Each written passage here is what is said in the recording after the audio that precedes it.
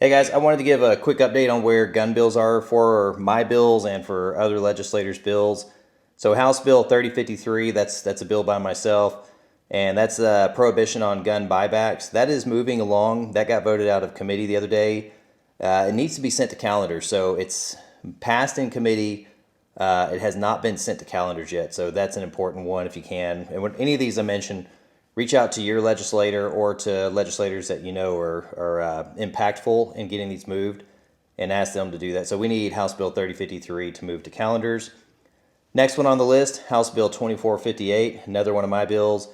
That is a brandishing bill. That's to say that if you have to unholster your pistol while you are possibly being threatened, that should be a defense to prosecution so that you can't be charged with brandishing your firearm if you had to do so to defend yourself without actually having to fire a shot. And that's been sent to calendars, so we need calendars to get that placed on the floor ASAP so we can get it to the Senate. And we're at the point where our bills are running out of time. If these things don't get done as soon as possible, really this week, those bills are dead. So we really need folks to get this done in the legislature. House Bill 2470, it's another one of my bills. That bill is to what we call codifying the law, meaning that the couple of courts have already ruled in our favor. And this bill is basically lowering the age to carry pistol from 21 to 18. The courts have already ruled in our favor. DPS is following those court rulings. Unfortunately, our Texas Penal Code has not been updated to that point yet, and so we need this bill to pass to codify our law to say that 18 and up can carry. The courts, that's the Northern District Court, that's the Fifth Circuit Court, and now recently the Supreme Court helped us out by rejecting a challenge to Minnesota's 18 and up bill, or 18 and up law allowing 18 and up to carry. So we have the courts in line with this. We just need this bill to get voted out. I presented that bill in committee. Unfortunately, it hasn't been voted on yet. And then we also have House Bill 259 by Hayes, and it's the same. The companion bill is SB 1546 by Hagenbu.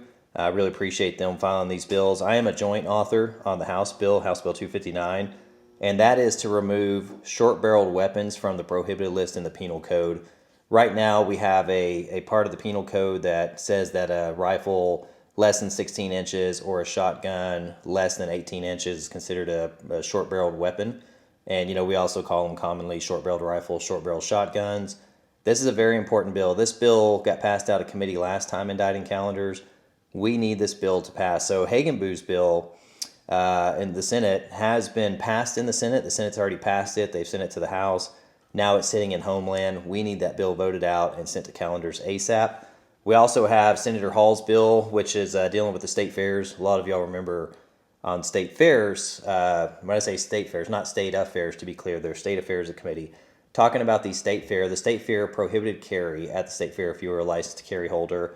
Senator Hall's bill is basically a prohibition on that. So if a organization, a nonprofit, rents a government building, a government-owned building or location, then there is a prohibition on them saying that you can't carry in there. Government buildings already are prohibited from restricting carry unless it meets requirements like a courtroom or a police department or something like that. Jails, prisons, etc. The common places that you wouldn't want to have carry to begin with. Anyways, this bill is to help us to say that governments or nonprofits that lease government locations also cannot prohibit the license to carry, the carry of a firearm. Next bill up is House Bill 170 by Ryan Guillen, and SB 1730 is the companion bill by Senator Hall, and that's related to civil liability. So we call this Kyle's Law. Kyle Carruth had, and a lot of you can also think about Kyle Rittenhouse in this, who's a friend of mine.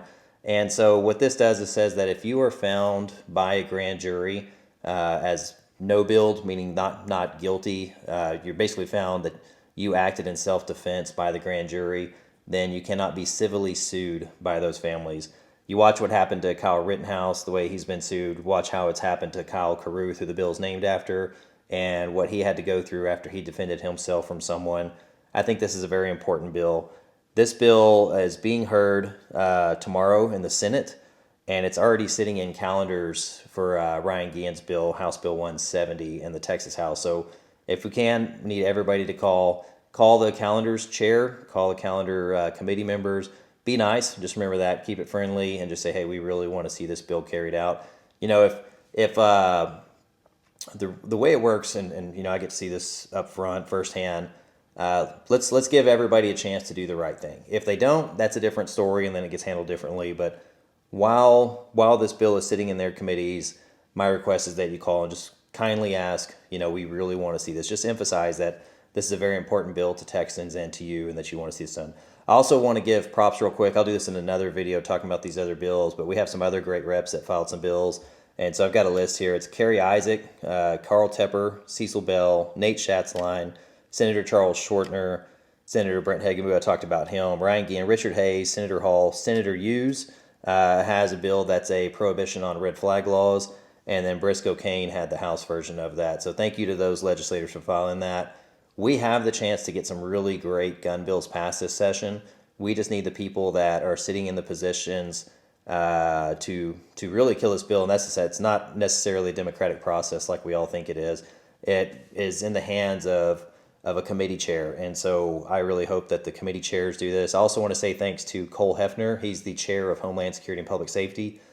He's gotten a lot of great bills out. Hopefully he'll get my 18 and up bill, House Bill 2470, passed also. But we appreciate that Cole kept those bills moving forward.